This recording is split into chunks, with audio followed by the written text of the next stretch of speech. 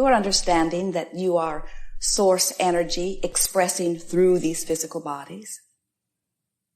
You're understanding that you are eternal beings, so much more than this one perspective.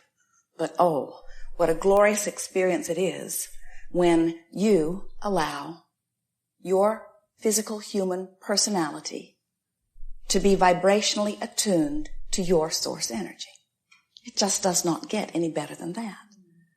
And of course, you really can't stop that from happening. That just happens. In other words, you would not even be here if that were not happening. But you, who are beginning to understand what we have called science of deliberate creation, more recently, art of allowing, that you can control the degree to which you allow who you really are to flow. In fact, that's what allowing means. Allowing means how much of who I really am I allowing by my choice of thought to be present in this moment. When you're ornery, you're pinching some of it off. That's why you feel ornery. Really. When you're allowing who you really are to flow, you feel good. You feel as we feel. You feel clear. You feel sure. You feel invincible. You feel powerful. You feel eager. You feel adventurous. You feel kind. You feel willing. You feel compassionate. You feel understanding. You feel like giving others the benefit of the doubt.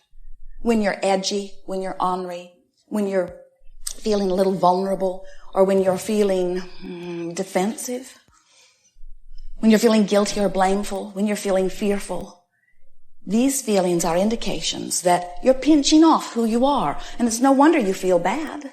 When you pinch off who you are, that's what feeling bad is.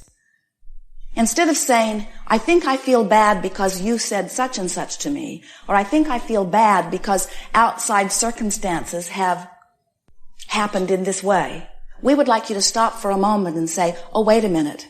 I feel bad for only one reason and one reason only. I feel bad because I'm not allowing who I really am to flow. And this is what it feels like when I pinch that off. We say, somebody should do something about that. And guess what? There is only one person who can. So, we have a new game for you to play. And the game goes like this. I've decided in my physical human form that I'm going to take complete, ultimate, only responsibility for everything that happens to me. I'm not ever again, it'll take a little getting used to, I'm not ever again going to blame somebody else for where I am, for how I'm feeling, for what's happening to me. Can you imagine if everyone would say, it's my job, my life is my job. So you don't blame your mate anymore, you don't blame your kids, you don't blame your parents, you don't blame your teacher, you don't blame circumstances. You say, I take full responsibility. The reason that this is ultimately so satisfying is because you have only ever always, only ever always, only ever always been the only ever always one who could only ever always do anything about anything in your life experience. Nobody else can do anything. In other words, asking someone else to change, even if they're willing, even if they can do it for 5 or 10 or 15 or 20 years, even if you can get somebody else to contain their behavior so that you will feel better, you are the only one ever that could do anything about it. And so when you stop and think about it and you think, let's talk about the uprising, the seemingly eternal uprising in the Middle East. Everyone thinking that somebody else should do something different. And nobody else willing to do it different for the other. And we say, can you imagine how peaceful and wonderful experiences could be if each individual would understand that, hey, I can do something. I can do something. And what is it that we're asking you to do? We're asking you to choose any thought, any word, any action that allows who you are to come back in this moment. So, you are so angry at your mate or your mother or someone you work with, someone you work for. And they just seem to be ruining your life because they will not change their behavior. you do not seem to be important enough to them to change their behavior, which hurts your feelings a great deal. And then you discover, wait a minute, they don't have to change a thing in order for me to feel better. I can start looking for positive aspects. I can look for things within them that make me feel good. Oh, that's impossible, you say. There is so much that is bad and not much that is good. In fact, I haven't seen a glimmer of anything good for so very long. And we say, are there other subjects to which you could give your attention? Well, maybe. You say reluctantly. My dog. My dog is easy to love, or my cat. And we say, do whatever it takes to find something to be your object of attention. And as you give your attention to something that allows you to feel good, you've done something about this relationship that was bothering you. In fact, if you will make it your work to feel good, every relationship that you have will be one that pleases you. Now that's offensive to some of you because you've been holding others as being responsible for you feeling good for so long that it's sort of hard to let loose of that. It's sort of hard to let them be whatever they need to be while you selectively choose whatever it is that you need to choose to feel good. And we know, friends, it would be a lot easier for you to do this if they'd learned it first.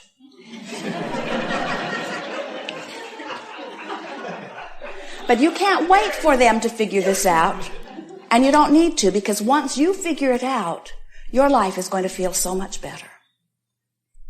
It does not matter how many aspects of whatever it is you are giving your attention to that's making you feel bad. It does not matter how many negative aspects there are. It is our absolute knowing that in there somewhere are some positive aspects. Now, it might be that the way your relationship has been evolving, that you have begun to focus upon the aspects that you don't like. So you have activated that part of your vibration to an art. So that when you come together with this person or these people, that what they mostly show you is that part that is most active in your vibration. Did you hear that? What they mostly show you is the part that is most active in your vibration. It's such a wonderful thing. Did you hear that? What they keep showing you is the part of them that is most active in your vibration. And all this time you thought it was their doing. It is the part that is most active in your vibration. That's why when we say to you, somebody should do something about it. The person that we're always talking about is you, not them, you. Because, we know they could stand on their head and they could work really hard to only show you things that would please you. But you're sort of fickle in what you want from moment to moment. And they're outside of your emotional guidance system. They've got to find ways of pleasing you based upon the letters that you've written or the prenuptial agreements that you've signed or the arguments that you've had where you've come to, I promise I will never do that again. In other words, it's so awkward when you try to control the way you feel by controlling their behavior from the outside. We've never seen it work, not for very long. That's why it's easier to just keep moving to a new relationship where you have not activated in you the negative aspects of them. A new relationship is easier because you don't know much about them until you have that dinner when you say, tell me about yourself. Very good in coming together vows would be, I promise you I will never tell you anything about my past if you will promise me that you will never tell me anything about your past. Let's start in this fresh place. Please don't tell me about any of your failures, because as sure as you do, I'm going to activate them in my vibration, and then I'm going to suck them right out of you, and then our relationship is just going to be like all the other lousy relationships you and I have ever had. Let's not do that. Let's start fresh. So tomorrow what we want you all to do is leave everyone that you know. Go out into the desert all alone. Meditate and start your lives over with all fresh new vibration. So what we're getting at here, of course you're not going to do that, and we really do not want you to do that. It would be easier if you could do that. But if you were to do that, if you were to start all over with all fresh new relationships, without understanding what we're really going to talk about all day here today, Before long, you'd be right back in the same situation where you'd need to leave all of those relationships too. Because you have habits of vibration within you that evoke what happens in your life. And all this time you've been thinking that it was to do with other people. And it was never to do with other people. It's only about what you activate in your vibration. And then you say, and you're right, you say, but it wouldn't be active in my vibration if they weren't showing it to me all over the place. And we say, yes, but they're showing you a lot of things.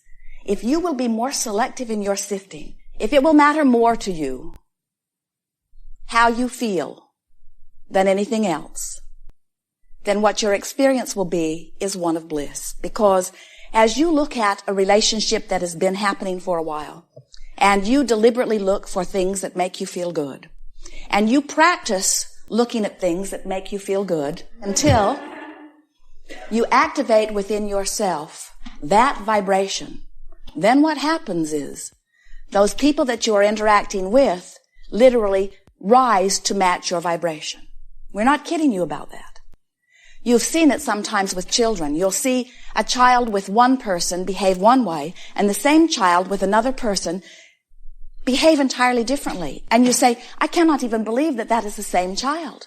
And what is happening is different people have activated different vibrations. In other words, you are multifaceted beings. Someone said to us recently, after talking through tears about some unpleasant things that were happening, I think this happened when I was in the 2nd grade. And now this is an adult, children of her own. I believe that this happened to me when I was in the 2nd grade. And we say, we think so too. We think that things happen along your physical trail. And some of them stand out really big in your life experience. Some of them are so bold and so big, or they get your attention in some dynamic way for a period of time, and they cause you to learn, sometimes over a gradual, long, hammering, steadily time, and sometimes in a very short, very fast, very flamboyant, very dramatic time. In other words, if when you're 4, the train runs over your toe, you will always have a different relationship with trains than most people that you know. When things happen like that, it causes you to begin to offer a vibration in a more dynamic way. And then what happens is, without knowing it, you practice those vibrations. You talk about them over dinner, you think about them, you dream about them, you write letters about them. Now you're writing electronic mail letters about them. In other words, you find yourself communicating about what your lives have been or about what your lives be. And so you keep alive a vibration within you that is the point of attraction. You remember that, don't you? This is a vibrational universe, and everything is about vibration. Everything is about law of attraction. It is a universe of inclusion. There is no exclusion. So whatever it is you are offering vibrationally, that represents your life experience. So let's say that you have a particular poignant relationship with someone when you're very young, and that relationship causes, for whatever reason, a vibration to be activated within you. Maybe you begin to feel vulnerable. Maybe somebody picks on you on a pretty regular basis, and you develop some patterns of vulnerability or defensiveness. And then you practice them and practice them and practice them so much so that almost everybody that shows up in your experience treats you in similar ways, until later people say about you, well, you have a chip on your shoulder, or you're very defensive. When you come into your first relationship, that begins to evolve pretty quickly. And then in psychotherapy, it is determined, well, that happened in 2nd grade. And we say, a lot of things happened in 2nd grade and 3rd grade and 4th grade. A lot of things happened. A lot of things happened yesterday. Some things will happen today. But now you are in the place that you understand about vibration. Now you are in the place that you understand that your emotions tell you about how you are feeling. And they tell you how much of who you really are you are allowing. So when you get this straight in your mind, that when you are allowing who you really are, you feel eager, you feel sure, you feel powerful, you feel adventurous, you feel healthy, you feel vital and alive, you feel well. You are source energy pouring through these physical bodies. And anything less than that is you pinching it off a little bit, then it's pretty easy for you to begin to guide yourself into thoughts and words and actions that feel good while you're thinking them. Because as you are feeling good, then you are in the vibrational place of allowing who you really are to pour through you. It is so much fun to watch our physical friends coming back consciously and deliberately into their own power.